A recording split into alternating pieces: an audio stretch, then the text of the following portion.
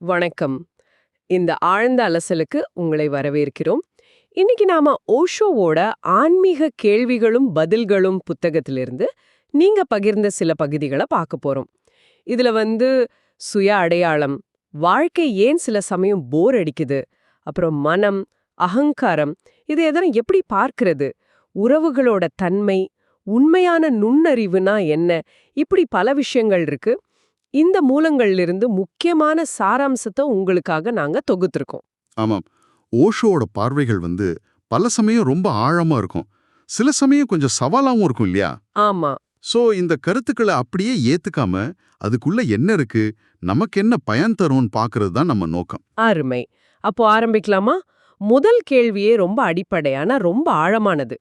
நான் யார்? இப்போ ஒருவர் கேக்குறாரு, இந்த நான் யார் கேள்வியில அந்த நான் அப்படிங்கிறதுக்கு என்ன அர்த்தம்? அது உடம்பா, மனசா, இல்ல வாழ்க்கையோட சாராம்சமா? ம் இதுக்கு ஓஷோ சொல்ற பதில் சுவாரஸ்யமானது. அவர் இது ஒரு கேள்வியாவே பார்க்கல. ஓ, அப்படியா? ஆமாம். இது ஒரு சாதனம், ஒரு தியான டெக்னிக் மாதிரி. இதுக்கு அறிவால பதில் சொல்ல முடியாது. சரி. ஏன்னா மனசு என்ன பண்ணும், உடனே பதில் சொல்ல ஆரம்பிக்கும். நான் இந்த உடம்பு, நான் இந்த மனசு, நான் ஆன்மா, நான் கடவுள் அப்படின்னு. ஆமா, நிறைய பதில்கள் வரும். ஆனா ஓஷோ சொல்றது என்னன்னா, இது எல்லாத்தையும் நேத்தி நேத்தி அதாவது இது இல்ல அது இல்ல அப்படின்னு தள்ளி விடணும். நிராகரிச்சுக்கிட்டே போகணும். ஆமா.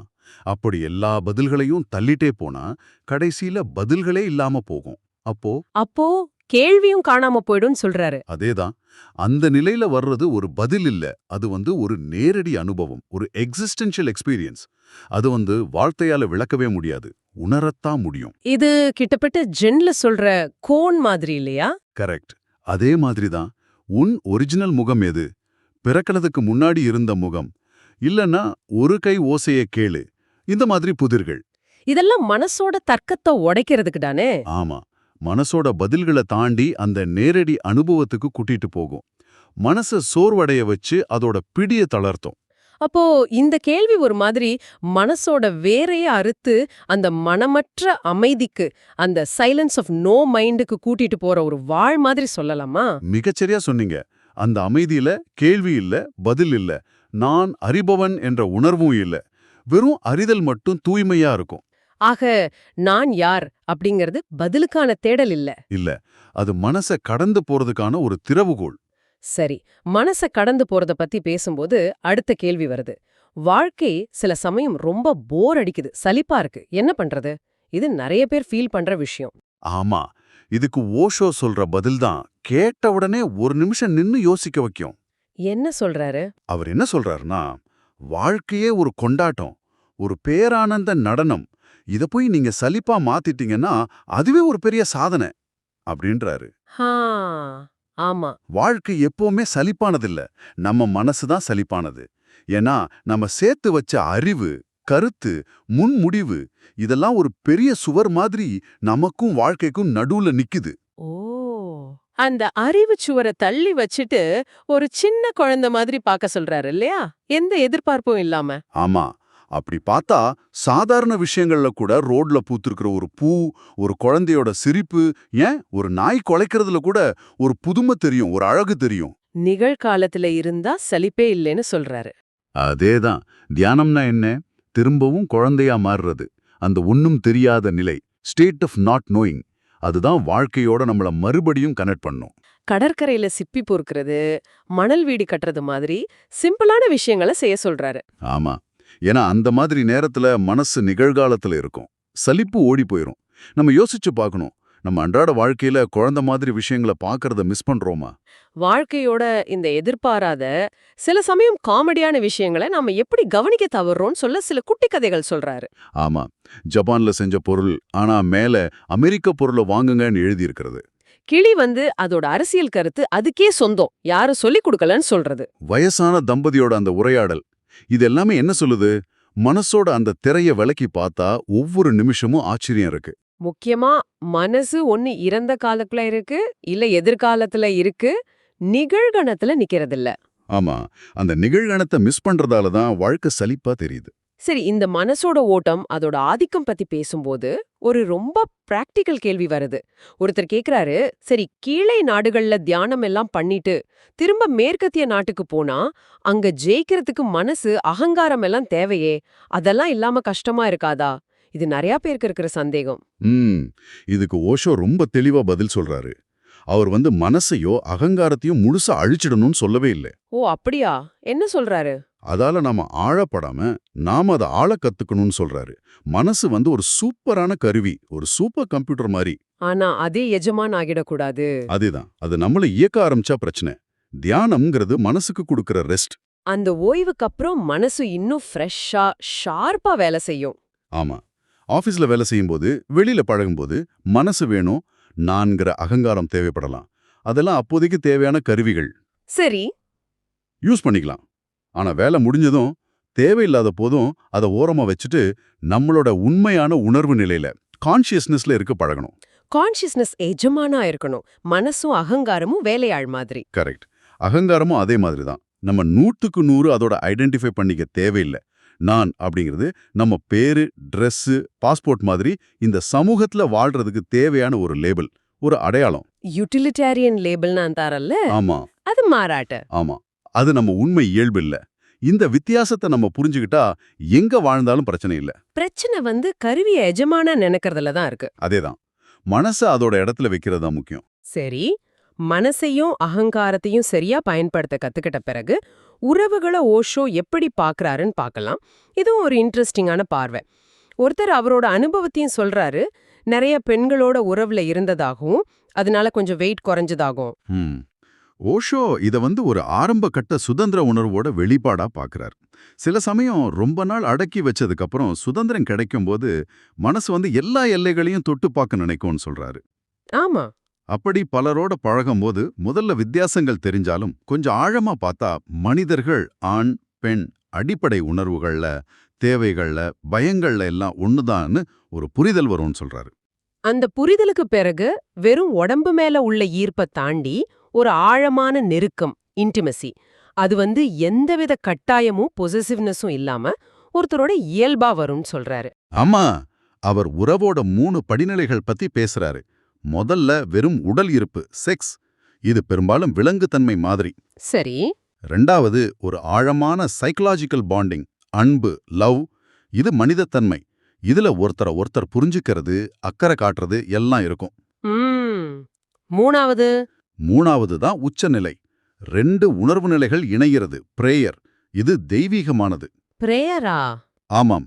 இந்த நிலையில அடுத்தவங்கள வெறும் உடம்பாவோ மனசாவோ பார்க்காம அவங்களுக்குள்ள இருக்கிற அந்த தெய்வீகத்தை, அந்த சுத்தர் உணர்வு நிலைய பார்க்கறோம். ஓஹோ. அதை பார்க்கும்போது நமக்குள்ள இருக்கிற தெய்வீகத்தையும் நாம உணர்றோம். ஆக காதலுங்கிறது வெறும் உணர்ச்சி இல்ல, அது கடவுளையே கண்டுக்கிற ஒரு வழி, ஒரு கண்ணாடி மாதிரி ஆக முடியும்னு சொல்றாரு. அப்போ ஆரம்பத்துல பலரை தேடுற மனசு கூட இந்த தேடல் வழியா ஒரு ஆழமான உறவுல நிக்க முடியும். ஆமாம், அதுதான் ஓஷோவோட பார்வை. உறவுகளோட ஆழத்தை காண்டி சமூக அடையாளங்கள் பத்தியும் ஒரு கேள்வி வருது. நான் ஒரு பிரிட்டிஷ்காரன், எனக்கு நம்பிக்கை இருக்கா அப்படின்னு ஒருத்தர் கேக்குறார். இது நேஷனாலிட்டி பத்தினது. இதுக்கு ஓஷோவோட பதில் ரொம்ப நேரடியானது. யாரும் பிரிட்டிஷ்காரனாவோ ஜெர்மானியனாவோ இந்தியனாவோ பிறக்கறதில்ல. ஆமா, மனுஷனாதான் பிறக்கிறோம். எல்லாரும் மனுஷங்களாதான் பிறக்கிறோம். இந்த பிரிட்டிஷ், இந்தியன் இதெல்லாம் நாம பிறந்த பிறகு சமூகம், குடும்ப படிப்பு மூலமா நம்ம மேல பூசப்படுற பெயிண்ட் மாதிரி, திணிக்கப்படுற அடையாளங்கள். ஒரு மாதிரி மனசுக்குள்ளேயே ஜெயில் மாதிரி. ஆமா, ஒரு வகையான மனச்சிறைகள். உண்மையான விழிப்புணர்வு வந்தா இந்த ஜெயில் சுவரெல்லாம் எவ்வளோ வீக்குன்னு தெரியும். ஈஸியா வெளியே வந்துடலாம். சந்நியாசம்னா அதானே, இந்த சின்ன வட்டங்கள்லேருந்து வெளியே வர்றது. கரெக்ட். எந்த தேசம், இனம், மதம்னு இல்லாம ஒரு உலகளாவிய மனிதனா, யூனிவர்சல் ஹியூமன் பீயிங்கா மாறுறது தான் உண்மையான சந்நியாசம்னு சொல்றாரு. பாஸ்போர்ட், விசா, பார்டர் இதெல்லாம் மனுஷன் போட்ட கோடுகள், செயற்கையான தடைகள். ஆமா, உண்மையில இந்த பூமி மொத்தமும் எல்லாருக்கும் சொந்தம். இந்த தேசிய அடையாளம்லாம் எவ்வளோ அர்த்தமற்றதுன்னு சொல்ல சில ஜோக்ஸ் கூட சொல்றாரு. ஆமா, வேட்டைக்கு போனவன் கதை, போக்கர் விளையாடுற கணவன்மார்கள் கதை. அதெல்லாம் எதுக்குன்னா இந்த குறுகிய அடையாளத்திலிருந்து வெளியே சூழ்நிலைக்கு தகுந்த மாதிரி புத்திசாலித்தனமா காமெடியா இருக்க முடியுங்கிறத காட்டத்தான். உண்மையான நம்பிக்கைங்கிறது நீங்க எந்த நாட்டுல பிறந்தீங்கிறத பொறுத்ததில்ல. அந்த செயற்கை அடையாளங்களை தாண்டி எவ்வளவு சுதந்திரமா விழிப்பா இருக்கீங்கிறத பொறுத்தது. ஆமா, அதுதான் முக்கியம். சுதந்திரமான ஆன்மாவா வாழறத பத்தி பேசும்போது அடுத்த கேள்வி இன்னும் கொஞ்சம் ஆழமா போகுது. பொறாம, கோபம் மாதிரி தீவிர உணர்ச்சி எல்லாம் குறைஞ்சு அன்பு அதிகமா இருக்கிற மாதிரி உணர்ற ஒருத்தர் கேக்குறாரு, என் துன்பம் எல்லாம் நிரந்தரமா போயிருச்சா? நான் என் இலக்க அடைஞ்சிட்டேனா? இதுக்கு ஓஷோ ஒரு முக்கியமான வார்னிங் கொடுக்கறாரு. அவ்வளோ சீக்கிரம் ஒரு முடிவுக்கு வராதீங்க அப்படின்றாரு. ஏன் அப்படி? ஏன்னா பழைய பழக்க வழக்கங்கள் மனசோட ரொம்ப ஆழத்துல பொதிஞ்சு போன ஓல்ட் பேட்டர்ன்ஸ். நாம கொஞ்சம் அசந்தா, கொஞ்சம் கவனக்குறைவா இருந்தா போதும், திடீர்னு மறுபடியும் தலை காட்டலாம். ஓ, அப்ப தொடர்ச்சியா விழிப்பா இருக்கணும். ஆமா, கான்ஸ்டன்ட் அவேர்னஸ் அது ரொம்ப ரொம்ப முக்கியம். அவர் பேஷனுக்கும் கம்பேஷனுக்கும் உள்ள வித்தியாசத்தை அழகா சொல்றாரு. Fashion, compassion. ஆமா. பேஷன், அதாவது தீவிர உணர்ச்சி, அது ரொம்ப சூடா இருக்கும். நம்ம சக்தியை சீக்கிரம் எரிச்சிரும். அது நிலையானதில்ல. ம். அது அடங்கி மனசு அமைதியாகும்போது கம்பேஷன், அதாவது கருணை பிறக்குது. அது குளிர்ச்சியானது, ஆனா ஜடமான குளிர்ச்சி இல்ல. ஓ, அப்ப எப்படி? அன்பு மலர்றதுக்கு ஒரு குளிர்ந்த இதம் வேணும்னு சொல்றாரு. இது கேட்க கொஞ்சம் முரணா தெரியும் இல்ல? ஆமா, குளிர்ந்த இதம். அதாவது உணர்ச்சி கொந்தளிப்பும் இல்லாம, அதே சமயம் உணர்வே இல்லாத ஜடநிலையும் இல்லாம, ஒரு சமநிலையான, தெளிவான, விழிப்புணர்வோட இருக்கிற அன்பு நிலை. இது ரொம்ப முக்கியமான பாயிண்ட். வாழ்க்கைங்கிறது ஒரே அடியா இலக்கு அடைஞ்சு முடியிற விஷயம் இல்ல. அது ஒரு தொடர்ச்சியான பரிணாமம். ஒவ்வொரு நிமிஷமும் ஒரு புது வெற்றி கொள்ளல். Continuous evolution and conquest.